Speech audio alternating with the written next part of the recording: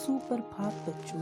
आज हम आपकी हिंदी की पाठ्य पुस्तक वट वृक्ष का पाठ 12 पढ़ेंगे। यह एक कहानी है। इस कहानी का नाम है शतरंज के खिलाड़ी।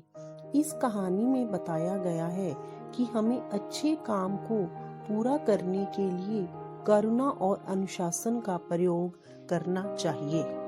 कहानी कुछ इस तरह से है। एक युवक ने किसी मठ अर्थात आश्रम के महंत से कहा।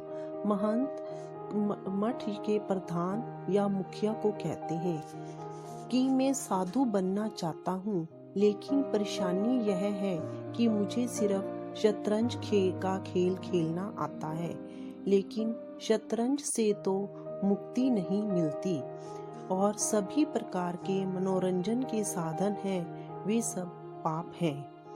इस पर महंत ने उस युवक से कहा, हाँ वे पाप तो हैं, लेकिन उनसे मन भी बहलता है और क्या पता आश्रम को उनसे भी कोई अच्छा लाभ पहुँचे। महंत ने शतरंज का बोर्ड बिछाया और युवक को शतरंज की बाजी खेलने के लिए कहा।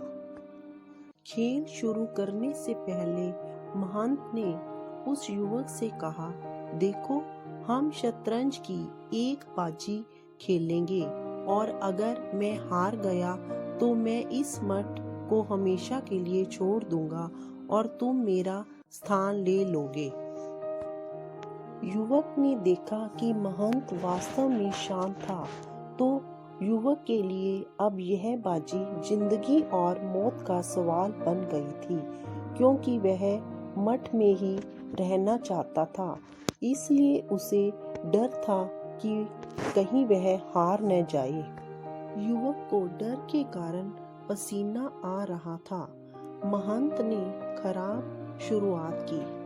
युवक ने कई कठोर चालें चली, लेकिन उसने पल भर के लिए महंत के चेहरे को देखा, फिर जानबूझकर खराब खेल खेलने लगा। अचानक महंत ने शतरंज के बोर्ड को धक्का मारकर जमीन पर गिरा दिया।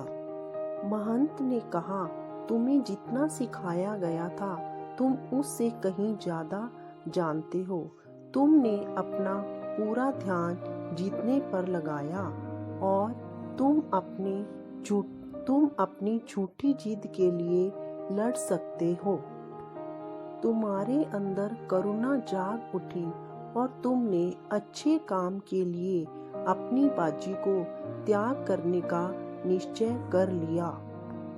महंत ने कहा, तुम्हारा इस आश्रम में स्वागत है, क्योंकि तुम जानते हो कि कैसे अनुशासन और करुणा में तालमेल बिठाया जा सकता है, इसलिए तुम इस मठ में रह सकते हो।